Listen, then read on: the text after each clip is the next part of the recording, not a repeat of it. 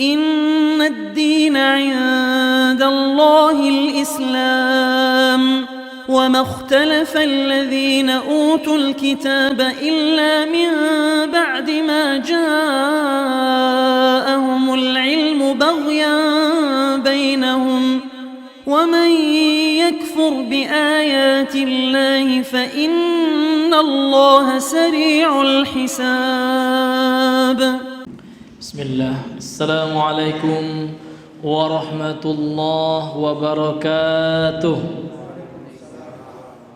إن الحمد لله نحمده ونستعينه ونستغفره ونعوذ بالله من شرور أنفسنا وسيئات أعمالنا. من يهده الله فلا مضل له ومن يضلل فلا هادي له.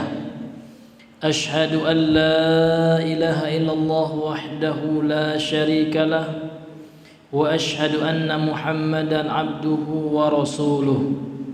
اللهم صل وسلم وبارك على هذا النبي الكريم نبينا محمد وعلى آله وأصحابه ومن صار على نهجه وتمسك بسنته إلى يوم الدين. قال الله تعالى في القرآن العظيم: أعوذ بالله من الشيطان الرجيم. يا أيها الذين آمنوا اتقوا الله حق تقاته ولا تموتن إلا وأنتم مسلمون. وقال في آية أخرى: يا أيها الذين آمنوا اتقوا الله وقولوا قولا سديدا يصلح لكم أعمالكم ويغفر لكم ذنوبكم ومن يطع الله ورسوله فقد فاز فوزا عظيما. أما بعد، فيا أيها المسلمون، فإن أصدق الحديث كتاب الله وخير الهدى هدى نبينا محمد صلى الله عليه وسلم وشر الأمور محدثاتها وكل محدثة بدعة وكل بدعة ضلالة. Hadirin kaum muslimin sidang jemaah maghrib rahimani wa rahimakumullah. Alhamdulillah, kembali kita mengucapkan segala puji hanyalah milik Allah. Marilah kita kembali memuji Allah, memperbanyak tahmid pujian kepadanya untuk mensyukuri seluruh nikmat serta karunia yang telah Allah limpahkan kepada kita. Allah Subhanahu wa taala melimpahkan banyak nikmat kepada kita, dan nikmat yang paling besar yaitu nikmatul Islam wa nikmatus sunnah. Nikmat di atas Islam, di atas iman, kemudian nikmat mengikuti petunjuk Nabi sallallahu alaihi wasallam. Kemudian kita berselawat kepada Nabi besar Muhammad sallallahu alaihi wasallam. Allahumma shalli ala Muhammad wa ala ali Muhammad. Mudah-mudahan apa yang kita lakukan, salawat yang kita bacakan diberikan pahala kelak di sisi Allah Subhanahu wa taala.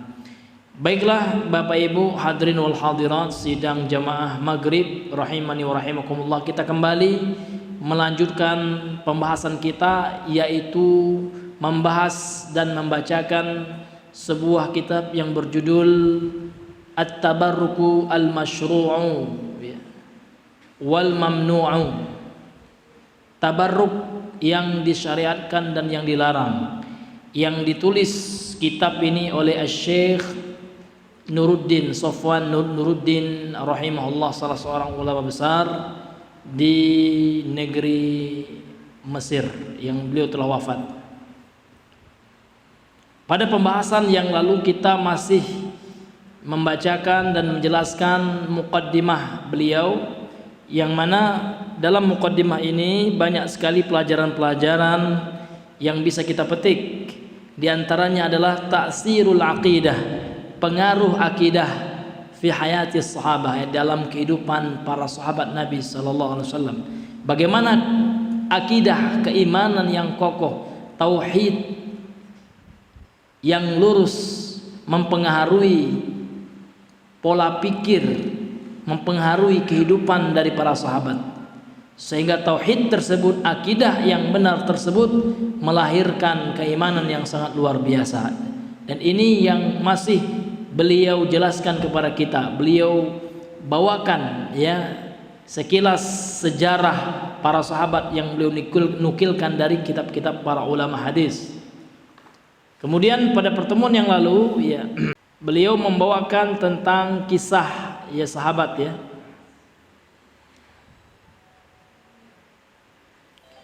Kisah sahabat yang mendermakan atau yang mensedekahkan kebunnya, yaitu Abu Talhah radhiyallahu anhu ya. Kemudian kita lanjutkan, qala al-muallif rahimahullahu taala wa nafa'ana bihi wa bi ulumihi fi darain. Berkata penulis yang semoga dirahmati oleh Allah, an Atha ibn Abi Rabah qala, dari Atha bin Abi Rabah. Ini ulama tabi'in. Ulama tabi'in ini Bapak Ibu tidak bertemu dengan Rasul sallallahu alaihi wasallam, namun mereka bertemu dengan sahabat. Ya, itu bedanya dengan sahabat. Kalau sahabat, apa makna sahabat? Akhi Alan, ma ta'rifus sahabah, ya, apa definisi sahabat itu apa? Dalam istilah para ulama hadis, man laqiya Rasulullah sallallahu alaihi wasallam, siapa saja atau barang siapa ya yang bertemu Rasul, wa amana bihi, dan beriman dengan ajarannya, dengan kenabian dan kerasulan Nabi gitu, dengan Islam yang beliau bawa, wa mata alaihi, dan mati atau meninggal di atas keimanan tersebut. Ini sahabat. Nah, kalau tabi'in tidak, mereka tidak berjumpa dengan Rasul, akan tetapi mereka berjumpa dengan sebahagian sahabat Nabi yang masih hidup setelah meninggal atau wafatnya Nabi Yuna sallallahu alaihi wasallam. Jadi ini kisah dari tabi'in, ulama tabi'in Atha bin Abi Rabah. Ini ulama besar nih ya, dan ulama ahli tafsir dan ahli hadis, murid Ibnu Abbas radhiyallahu anhu. An Atha ibni Abi Rabah qala, dari Atha bin Abi Rabah dia telah berkata, qala li ibnu Abbasin, telah berkata kepadaku Ibnu Abbas. Jadi beliau menceritakan, menyampaikan perkataan Ibnu Abbas, gurunya beliau. Ibnu Abbas ya membawakan hadis. Nah, Ibnu Abbas membawakan hadis ini. Ini hadis yang diriwayatkan oleh Ibnu Abbas. Jadi suatu ketika Rasulullah berkata kepada Ibnu Abbas, ala urikam ro'atan min ahlil jannati, maukah engkau aku perlihatkan seorang wanita calon penghuni surga. Jadi Rasulullah berkata kepada Ibnu Abbas, wahai Ibnu Abbas gitu, ala urika imro'atan ya, atau ala urikam imro'atan ya, min ahlil jannah, maukah engkau aku perlihatkan, aku tunjukkan seorang wanita calon penghuni surga. Qultu, lantas Ibnu Abbas menjawab, qultu bala, tentu mau ya Rasulullah. Qala hadhil mar'atu sauda'u, itu dia, ini dia, seorang wanita as-sauda yang berkulit hitam. Atatin Nabiya sallallahu alaihi wasallam, suatu ketika wanita ini menemui Nabi sallallahu alaihi wasallam. Faqalat, lantas wanita ini berkata, inni asra'u, aku ini mengidap penyakit ayan gitu. Jadi wanita ini dia ada penyakit, Pak ya, penyakit ayan yang kalau kambuh terkadang tidak sadar diri. Wa atakasyafu, dan ketika aku sakit tersebut, ketika kambuh penyakit ayan aku tersebut, terkadang ya atakasyafu, auratku tampak. Fadullah li ya Rasulullah, wahai Rasulullah, tolong doakan kepada Allah supaya Allah sembuhkan dari penyakit ini. Qala, lantas Rasulullah menjawab, in syi'ti sabarti walakil jannah, kalau seandainya kamu mau bersabar maka engkau dapat surga. Jadi kalau seandainya engkau mau sabar terhadap penyakit yang menimpamu itu, wahai perempuan, kata Rasulullah, maka balasannya adalah surga. Wa in syi'ti, tapi kalau seandainya engkau mau ya sembuh juga, da'autullaha an yu'afiyaka, aku akan berdoa kepada Allah, aku akan doakan kepada Allah supaya menyembuhkanmu. Namun ketika wanita ini tahu kalau sabar, ya kan, menerima penyakit tersebut, Allah akan membalasi dengan surga, maka wanita itu mengatakan faqalat, lantas dia berkata, yakni wanita itu berkata, asbiru, saya akan bersabar. Faqalat, lantas perempuan ini berkata lagi, inni atakasyafu fadullah li an alla atakasyafa fada'alaha. Lantas wanita ini berkata lagi, ya kan, namun ya Rasulullah, kalau seandainya aku sedang sakit tersebut, ya kan, aku itu terkadang tersingkap auratku, maka tolong doakan kepada Allah supaya ketika aku terkena penyakit ayan tersebut, Allah memelihara auratku supaya aku tidak auratku tidak terlihat orang yang bukan mahram, ya kan, bagiku. Fada'alaha, lantas Rasulullah berdoa kepada Allah supaya ketika wanita ini terkena penyakit itu, Allah pelihara auratnya sehingga tidak tersingkap dan terlihat oleh lelaki yang bukan mahramnya. Inilah para sahabiyah, para wanita ahli surga. Wanita ahli surga sedang tidak sadar saja tidak rela auratnya dilihat. Berbeda dengan wanita ahli neraka, calon penghuni neraka. Kita tidak sedang memvonis, ya. Kita sedang menyampaikan hadis Nabi, karena kata Nabi SAW, sinfani, dalam hadis riwayat Imam Muslim, sinfani min ahlin nar, ada dua golongan nanti penghuni neraka, lam arhuma, belum pernah aku lihat sebelumnya di dunia, ya kan, siksaan yang menimpa, artinya siksaannya pedih gitu. Ya, di antara dua golongan itu adalah yang keduanya, kita langsung kepada syahid hadis saja, ya, yang menjadi penguat saja, adalah nisaun ariyatun, adalah seorang wanita kasiyatun ariyat, ya, seorang para wanita kasiyatun, berpakaian dia, akan tapi ariyatun, akan tetapi walaupun dia berpakaian namun pakaiannya tidak menutup aurat. Ini salah satu kata Rasul nih Pak, ya, bukan kata kita, ya, kita hanya menyampaikan hadis Nabi. Jadi Rasul mengatakan SAW dalam hadis Sahih Bukhari, Sahih Muslim, bisa dicek, dilihat dalam kitab induk, ya, dalam kitab referensi kitab Sahih Muslim. Ada dua golongan penghuni neraka yang pedih siksaannya, ya kan. Di antara dua golongan itu kita ambil yang berkaitan dengan wanita saja, ya kan, yakni seorang wanita yang berpakaian tapi telanjang. Maknanya apa? Pakaiannya itu ya tidaklah menutup sempurna aurat, mungkin hanya sekedar ya menutupi, membalut. Ya, yang namanya menutup, ya, kita logikakan saja seperti orang menutup rumah. Kalau rumah sudah ditutup rapat, apa ya, isi dalamnya tidak kelihatan. Tapi kalau seandainya hanya sekedar membungkus, kan, walaupun kulitnya enggak kelihatan, akan tetapi lekuk-lekuknya masih tampak. Ini masih bertelanjang ini, walaupun dia berpakaian, ya kan? Karena orang yang berpakaian itu yang menutup auratnya itu memang semuanya enggak kelihatan lagi, lekuk-lekuknya tidak ada lagi, warna kulitnya tidak kelihatan lagi gitu. Ini bahayanya. Jadi wanita calon penghuni surga di zaman Rasulullah, mereka tidak rela terlihat auratnya walaupun dalam keadaan tidak sadar. Ini kan enggak sadar, Pak. Ketika seorang mengidap kambuh penyakit ayannya enggak sadar dia, Pak. Enggak sadar saja dia enggak rela. Kalau wanita zaman sekarang bagaimana, Pak? Iya, dalam keadaan sadar malah bangga, malah senang. Ya, tambah dilihat oleh laki-laki, Pak, tambah merasa pede, ya kan? Ya enggak, Pak? Nauzubillah. Maka hendaknya kita bertobat kepada Allah, ya, sebelum janji Allah itu terlaksana. Karena Rasulullah itu kalau bilang hadis itu enggak omdo, Pak, ya. Enggak omong doang. Namun yang Nabi sampaikan itu adalah kebenaran, apalagi hadisnya sahih, ya kan? Ya, maka kita khawatir dan kita takut dalam perkara ini. Maka untuk itu ya kan, kita sebagai orang tua, misalkan kita punya anak perempuan, itu kewajiban orang tua selalu mengingatkan putrinya menutup aurat gitu ya, menutup aurat, karena Allah memerintahkan kepada setiap ketua keluarga, kepala keluarga.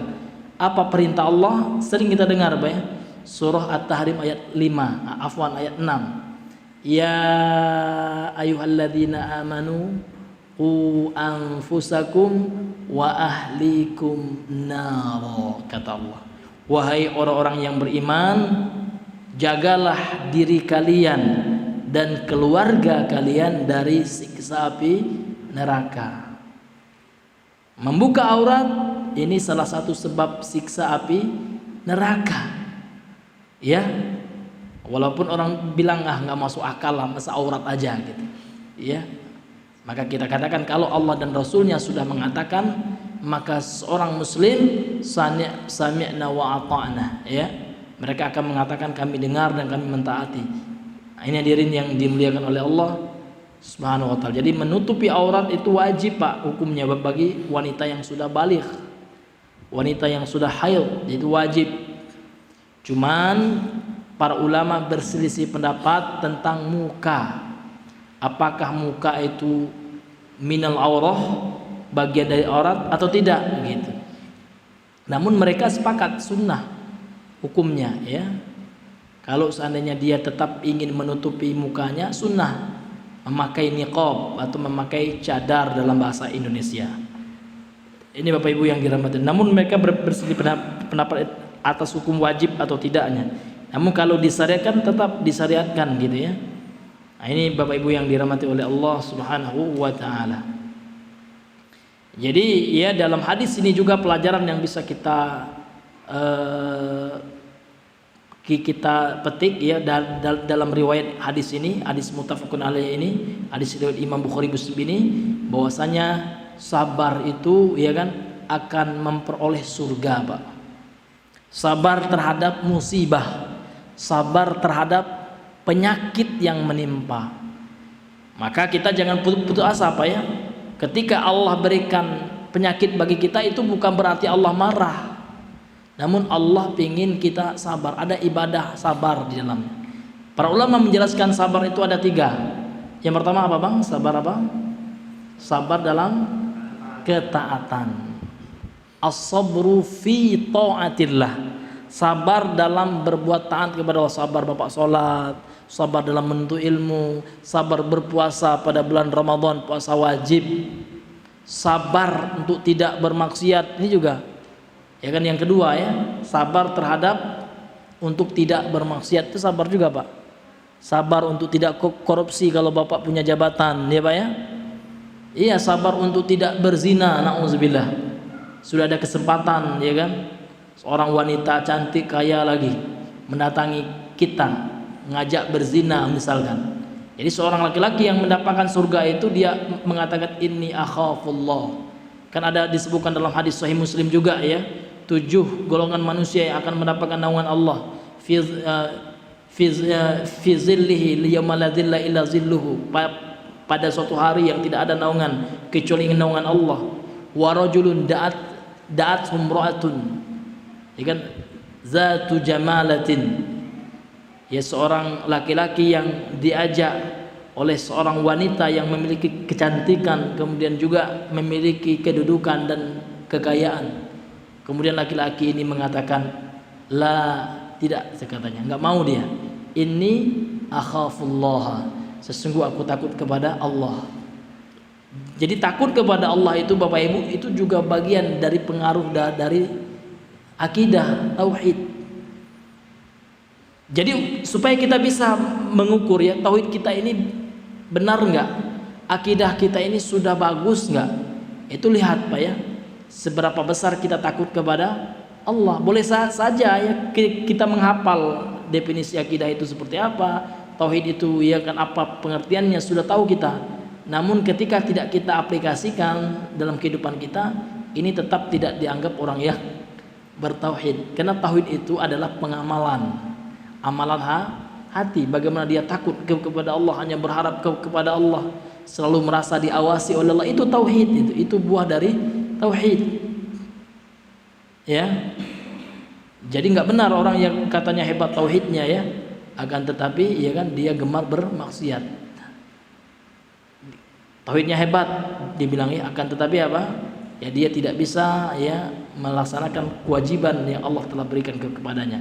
Jadi tauhid yang kuat itu adalah berbanding lurus dengan rasa takut kepada Allah dan dengan amal soleh yang dia lakukan. Jadi wanita ini sabar, ini termasuk amal soleh, sabar itu. Innama yuwaffas sabiruna ajruhum bighairi hisab, kata Allah. Sesungguhnya orang-orang yang sabar itu akan Allah sempurnakan balasan ganjaran bagi mereka tanpa hisab. Artinya banyak sekali gitu, Pak. Ya, banyak sekali nanti pahala yang Allah berikan kepada orang yang sabar. Sabar dalam artian kata dia tidak menggerutu dalam hatinya. Dia menerima legowo ya terhadap keputusan Allah. Terbakar rumahnya misalnya, nggak ada dalam hatinya memprotes Allah, rasa tidak senang dengan Allah. Karena ada juga Pak sebagian orang ya kan, ketika Allah berikan musibah dia malah memaki-maki Allah. Allah ini nggak adil katanya. Na'udzubillahi min dzalik. Padahal itu adalah baik baginya, walaupun terlihat buruk ya kan, namun ternyata ada kebaikannya. Karena setiap perbuatan Allah itu baik, Pak. Ini kaidah ya. Walaupun kita lihat secara kasat mata, woi apa nih? Ini musibah ini gitu. Allah misalkan ya, buat kita cacat atau anak kita lahir cacat, kan buruk ya. Secara pandangan mata manusia kan buruk, terlahir sumbing bibirnya misalkan, terlahir buta matanya, terlahir kakinya cacat pincang, ya kan buruk itu. Ternyata itu baik. Kenapa? Karena setiap hari dia akan memperoleh ibadah sabar. Bahkan diceritakan, ini ceritanya sudah masyhur ya, insyaallah sahih. Seorang wanita saleh di kalangan, seorang wanita salihah ya di kalangan salaf. Ulama salaf itu adalah ulama yang hidup di 300 tahun Hijriah lah gitu. Sahabat, tabi'in dan atba'ut tabi'in. Jadi ada salah seorang wanita di zaman salaf itu, di zaman salafus soleh itu, dia wanita yang cantik ya. Datang laki-laki bangsawan Pak, melamarnya, gagah ya kan, pintar ya kan, punya harta yang banyak, dia tolak. Kemudian datanglah seorang laki-laki miskin, buruk, cacat ya kan, diterimanya lamarannya. Lantas orang tuanya bertanya, kenapa ke kamu kok yang tadi yang ganteng ya kan, yang banyak uang, yang gagah ya kan, yang dari bangsawan, dari orang yang terpandang, kenapa kamu tolak gitu? Dan yang ini yang cacat, yang tampangnya buruk rupa gitu ya, malah kamu terima gitu. Maka dia mengatakan, wahai ayah, aku ingin mengamalkan ibadah sabar ya. Ketika aku lihat wajahnya tidak elok dipandang mata, maka aku menekan hawa nafsuku dan aku bersabar menerimanya dengan keridhaan dan keikhlasan. Maka di sepanjang hariku ketika aku merawat suamiku, maka di situ aku akan selalu mengamalkan ibadah sabar. Ini kan berbanding terbalik dengan wanita zaman sekarang. Ya kan? Sulit Pak ya. Mungkin dari 1.000 orang mungkin cuma ada satu yang seperti itu ya, mau menerima seorang laki-laki yang miskin, yang cacat, yang jelek gitu ya, dalam rangka untuk mengamalkan ibadah sabar. Ada nggak akhi wanita seperti itu kira-kira di kampung antum, ada nggak? Iya, jarang sekali gitu. Iya, makanya untuk menjadi wanita penghuni surga itu tidak gampang. Iya, nggak gampang ya. Butuh kesabaran sebagaimana ya wanita ini. Kemudian kata beliau, an Anas bin Malik radhiyallahu anhu qala, dari Anas bin Malik semoga Allah meridhoinya, dia telah berkata, ghaba ammi Anas bin Nadari an qitali Badarin faqala ya Rasulullah ghibtu an awwali qitalin qataltal musyrikina la inillaha ashhaduni qitalal musyrikina liyarani Allahu ma asna'u falamma kana yaumu Uhudin wa inkashafal muslimuna qala. Dari Anas bin Malik, yang semoga Allah meridhai beliau telah berkata. Jadi Anas bin Malik ini sahabat baik. Beliau ketemu dengan Rasulullah, kemudian beliau termasuk khadimun Nabi, orang yang selalu melayani dan menservis Nabi sallallahu alaihi wasallam. Anas bin Malik ini ya. Jadi beliau ini sering ya bersama Nabi gitu. Anas bin Malik berkata, "Ghaba ammi." Ya, telah tidak hadir. Ghaba itu artinya enggak terlihat ya. Kalau kita artikan enggak hadir gitu ya. Absen lah gitu. Pamanku itu absen, kata beliau. Siapa nama pamannya? Anas bin Nadhr ya. Nama paman Anas bin Malik ini sama dengan namanya dengan beliau ya. Anas bin Nadhr. Tidak hadir dalam apa? An qitali Badarin, dari perang Badar. Jadi ketika Rasulullah dan para sahabatnya waktu itu menghadapi kaum musyrikin dalam perang Badar, ternyata Anas bin Nadhr ini enggak hadir gitu. Faqala, lantas Anas bin Nadhr ini pamannya Anas bin Malik radhiyallahu anhu ini berkata, "Ya Rasulullah, wahai Rasulullah, ghibtu an awwali qitalin." Aku enggak hadir di perang yang pertama, yakni pada perang Badar. Qataltal musyrikin, ketika engkau berperang dengan orang musyrik. La inillaha ashhadani qitalal musyrikina. Kemudian kata beliau, saya berharap gitu ya, Allah Subhanahu wa taala menyaksikanku dalam berperang atau memerangi kaum musyrikin pada perang yang selanjutnya, supaya Allah Subhanahu wa taala melihat apa yang aku lakukan. Sehingga falamma, maka tatkala kana yauma ahadin, maka tatkala terjadi perang Uhud ya. Jadi perang Badar sudah berlalu ya. Kemudian setelah itu beberapa tahun setelah itu terjadi perang Uhud. Jadi Anas bin Nadhr ini beliau akan ikut lagi karena pada perang yang pertama karena ada alasan tertentu nggak hadir gitu ya. Maka tatkala datang perang Uhud, wangkashafal muslimuna, dan waktu itu qadarullah ma syafa'al ya, kaum muslimin kalah. Ya, di perang Uhud disebabkan apa Pak? Disebabkan sebahagian dari pemanah yang sudah Rasul tugaskan, kamu ya kan tetap di posisimu, kalian tetap di posisi kalian. Kalau seandainya kalian lihat ya kan, kaum musyrikin kalau sudah kalah betul mereka baru ya kan menyerbu sama-sama. Namun jangan sampai tertipu oleh strategi orang musyrik. Ternyata waktu itu kaum muslimin gak sabar, sebagian gitu ya, sebagian sahabat yang Rasul tugaskan tim pemanah gak sabar. Waktu itu ya kan kaum musyrikin dipimpin oleh siapa nih? Khalid bin Walid. Jadi Khalid bin Walid sebelum masuk Islam beliau memimpin perang itu. Jadi Khalid bin Walid itu Pak diceritakan saking ahlinya dia strategi perang gitu ya. Sebelum Islam saja dia perang nggak pernah kalah. Sampai setelah masuk Islam berperang memimpin pasukan kaum muslimin, beliau juga tidak pernah kalah. Itu Khalid bin Walid. Dan pingin kali mati syahid namun nggak dapat gitu ya. Karena menang terus gitu. Akhirnya beliau wafat ya kan, sakit, wafatlah di atas kasurnya, di atas tempat tidurnya. Ya kan, tidak meninggal di medan peperangan, padahal beliau ini adalah orang ya kan sahabat yang ahli perang lah gitu. Iya. Jadi ternyata kaum musyrikin waktu itu cuman strategi saja. Ya kan, kelihatannya kalah sehingganya kaum muslimin yang tadi sudah beralih posisi yang Rasul telah ingatkan, jangan pindah dulu ya, jangan serang dulu sama-sama.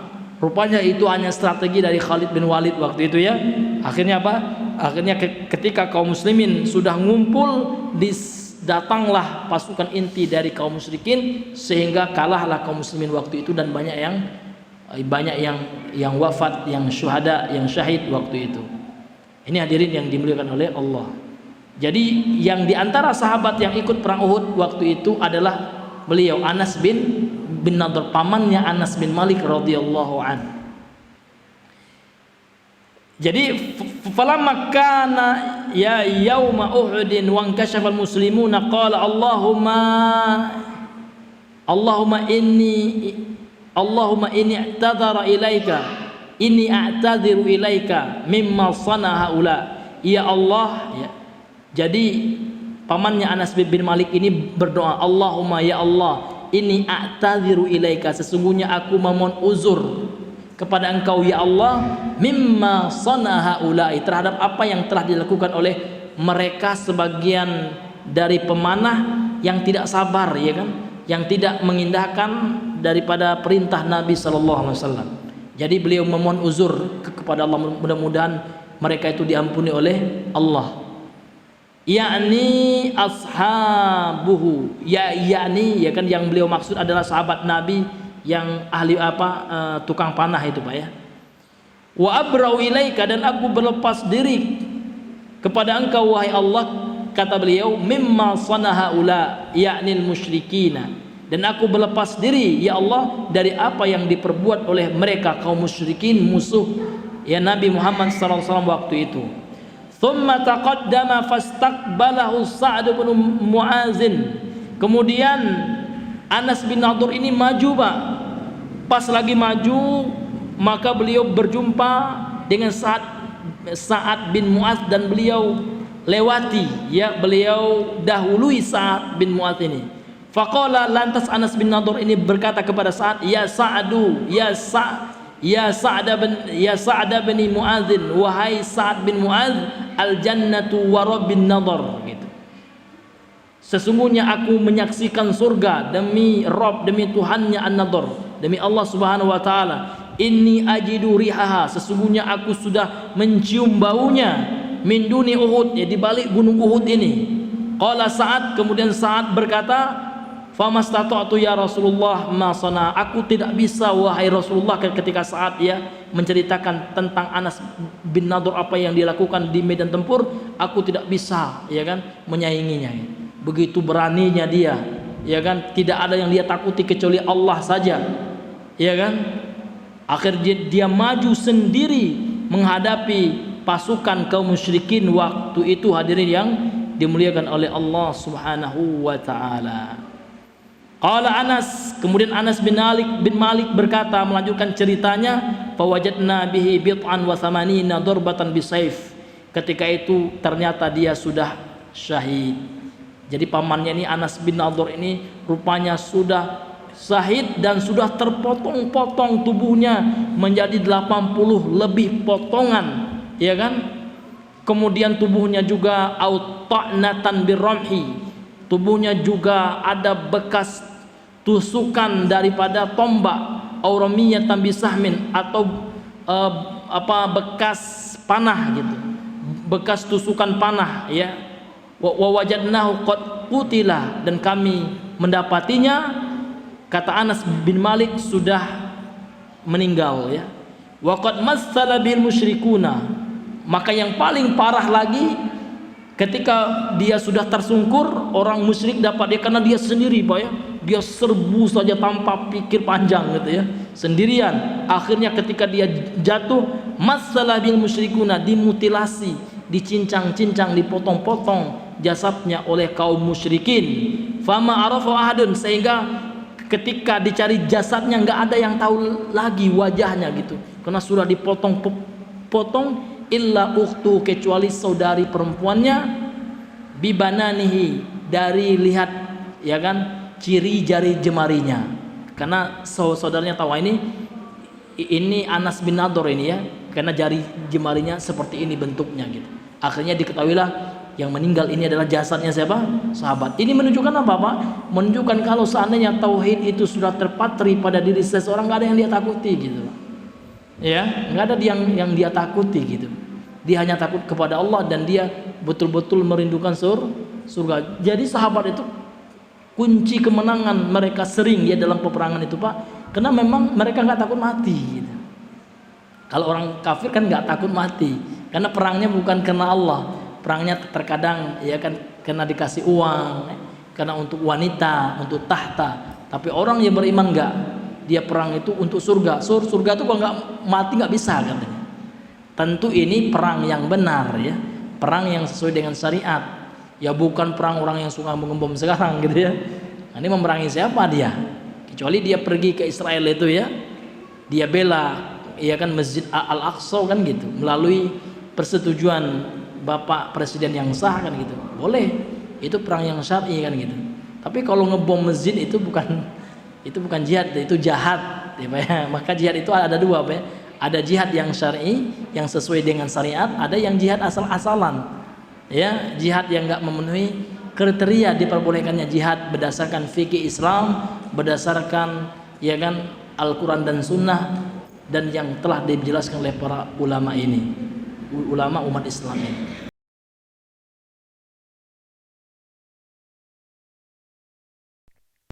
Wabarakatuh. Waalaikumsalam warahmatullahi wabarakatuh. Alhamdulillahi rabbil alamin allazi bi ni'matihi tatimmus salihat.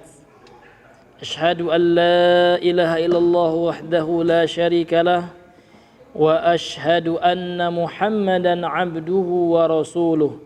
Allahumma salli wa sallim wa barik ala hadan nabiyil karim Muhammadin wa ala alihi wa ashabihi wa sallama tasliman katsira, amma ba'd.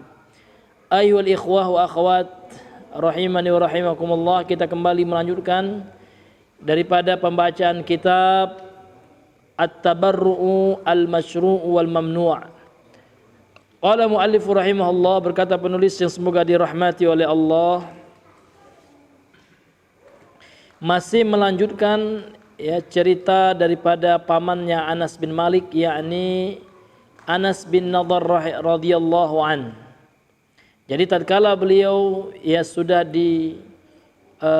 mutilasi oleh orang-orang musyrikun waktu itu, oleh orang-orang kafir Quraisy, sehingga hanya mengetahui ciri-cirinya adalah hanyalah saudari perempuannya gitu. Qala Anasun kunna nara anna hadhil ayata nazalat fihi. Kemudian Anas berkata, kami melihat bahwasanya ayat ini, jadi ayat yang beliau baca di bawah ini adalah turun, sebab turunnya ayat ini adalah turun dikarenakan wafatnya Anas bin Nadhr radhiyallahu anhu ini. Fi ashbabihi, ya kan, dan yang serupa dengannya. Wa fi ashbabihi minal mu'minina rijalun sadaqu ma ahadullah alaih. Kata Allah Subhanahu wa taala berfirman, di antara kaum mukminin, di antara orang-orang yang beriman, kata Allah, rijalun, ada sekelompok laki-laki, sadaqu ma ahadullah alaih, mereka itu jujur memenuhi apa yang mereka telah janjikan kepada Allah. Karena Anas bin Nadhr ini sudah berjanji kepada Allah bahwasanya beliau akan berjihad di jalan Allah Subhanahu wa taala, yang mana pada jihad yang sebelumnya, pada peperangan Badar ya, sebelumnya beliau tidak hadir gitu. Kemudian waqala Ibnul Kalbi, dan berkata Al-Imam Ibnul Kalbi rahimahullah, kana Amr bin Jamuh akhirul ansari islaman. Dahulu ada seorang ya yang bernama Amr bin Al-Jamuh, yang merupakan orang Ansor yang paling terakhir masuk Islam. Lamma nadiba Rasulullah sallallahu alaihi wasallam an-nasa ila Badarin. Tatkala Rasul sallallahu alaihi wasallam menganjurkan kepada manusia, yakni kepada kaum muslimin, untuk ikut perang Badar, aradal khuruja ma'ahum. Kemudian sahabat Amr bin Al-Jumuh ini, beliau pingin ikut keluar untuk berjihad bersama mereka, bersama kaum muslimin. Famana'ahu banuhu, lantas dilarang oleh anak-anaknya. Kemudian anak-anaknya melarang pun bukan karena keinginan anak-anaknya semata, tidak. Anak-anak beliau ternyata melarang beliau Amr bin Al-Jamuh ini untuk ikut perang bi amri Rasulillah sallallahu alaihi wasallam, karena perintah Rasul sallallahu alaihi wasallam. Kenapa? Apa alasannya kok dilarang gitu? Li syiddati arajihi, karena dia memiliki penyakit pincang kakinya. Jadi sahabat Amr ya, Amr bin Jamuh ya, sahabat Ansor yang terakhir masuk Islam. Jadi pada suatu ketika beliau ingin ikut jihad pada perang Badar. Famana'ahu banuhu, lantas dilarang oleh anak-anaknya bi amri Rasulullah, karena perintah siapa? Karena perintah Rasulullah. Apa sebabnya? Li syiddati arajihi, karena dia memiliki kaki yang sangat pincang. Enggak hanya sekedar pincang, Pak. Nabi mengatakan syiddah. Syiddah itu kalau bahasa kitanya artinya sangat, ya kan, sesuatu yang betul-betul gitu ya. Ada pincang, ada syiddah. Kalau pincang aja arajun bahasa Arabnya. Kalau sangat pincang ya kan syiddatul araj, ya sangat pincang sekali. Jalan aja susah kan gitu. Jadi dilarang oleh siapa? Oleh anaknya sahabat Amr bin Al-Jamuh ini, ya, karena kena pincangnya tersebut. Sehingga dia enggak jadi, ya kan, perang Badar gitu. Falamma kana yauma Uhudin, dan tatkala pada perang Uhud, ya, datanglah masa perang Uhud. Qala li banihi, lantas sahabat Amr bin Al-Jamuh ini berkata kepada anak-anaknya, mana'tumunil khuruja ila Badarin, kalian dahulu telah melarangku untuk keluar ikut perang pada perang Badar. Fala tamna'unil khuruja ila Uhud, kemudian sekarang ya janganlah kalian larang saya untuk ikut keluar pada perang Uhud ini. Faqalu, lantas anak-anaknya berkata, innallaha qad adzaraka, Allah telah beri kamu uzur kok gitu. Lantas enggak senang hatinya sahabat ini ya. Fa'ata Rasulullah sallallahu alaihi wasallam faqala, maka dia fa'ata Rasulullah, dia mendatangi Rasul sallallahu alaihi wasallam.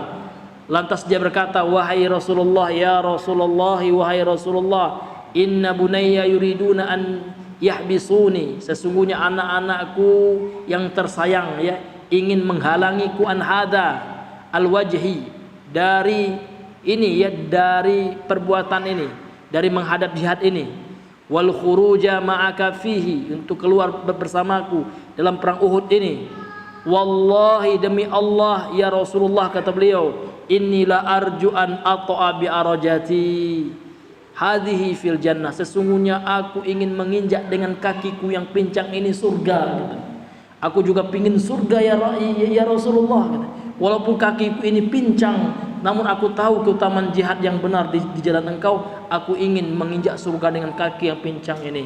Faqala Rasulullah SAW, lantas Rasulullah bersabda, ama anta faqad adzarakallah, adapun engkau, sesungguhnya engkau itu sudah diberi uzur, dispensasi oleh Allah.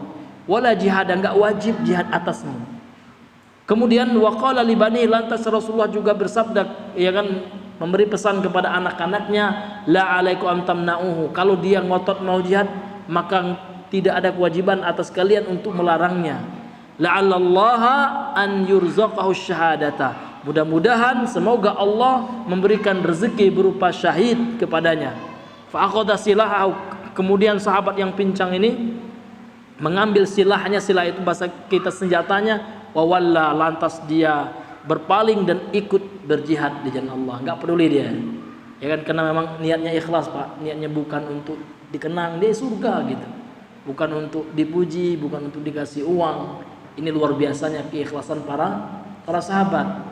Ini jiwa yang mereka korbankan. Kalau kita sekarang ya ya kan, cuman uang seberapa, terkadang suaranya sudah tinggi ya. Misalkan gitu Pak ya, ada juga seperti itu, nyumbang baru nggak sampai 1 juta gitu kan, misalkan ya, keluar-keluarnya sudah kemana-mana, karena maksudnya ya ada udang di balik bakwan. Mungkin dia pingin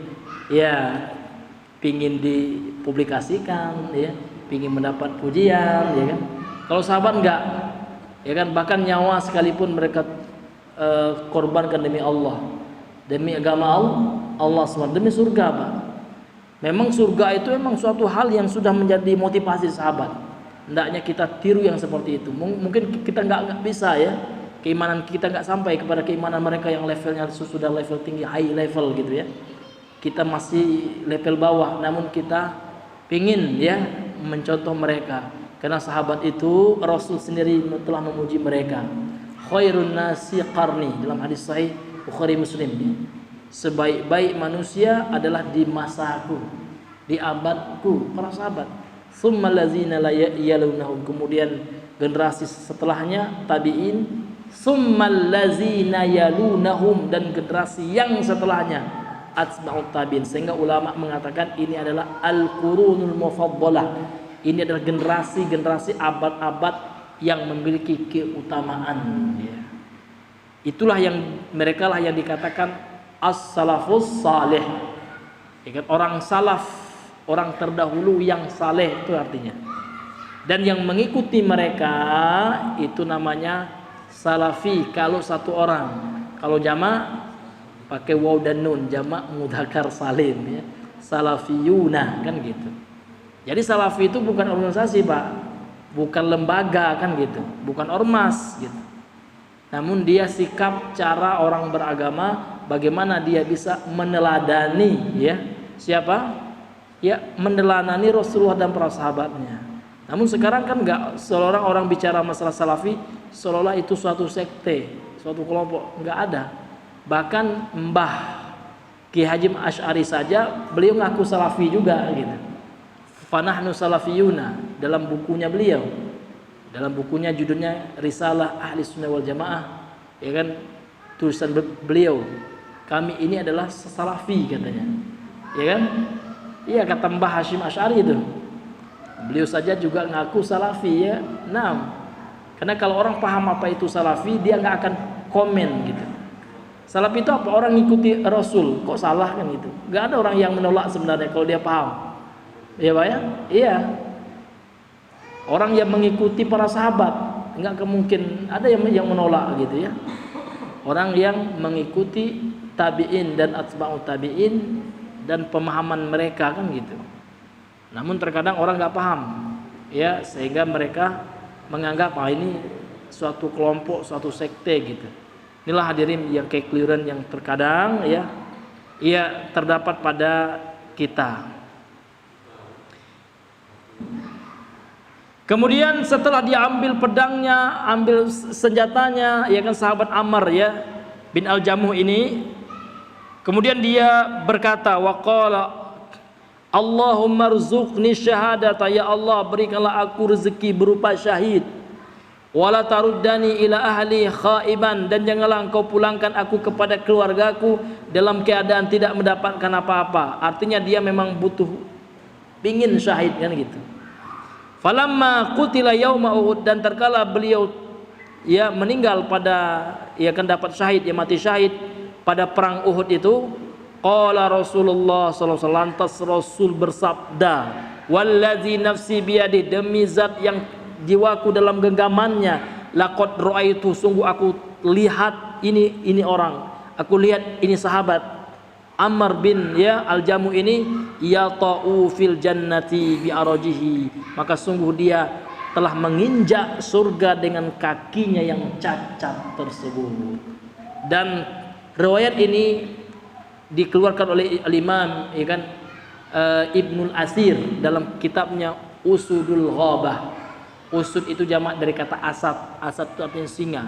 Ghabah itu artinya ya jungle, hutan gitu. Jadi singa hutan. Maksudnya para sahabat ini tentang cerita-cerita sahabat ya, yang para pemberani yang bagaikan singa ketika di medan peperangan. Inilah hadirin yang dimuliakan oleh Allah, bagaimana pengaruh akidah dalam kehidupan para sahabat.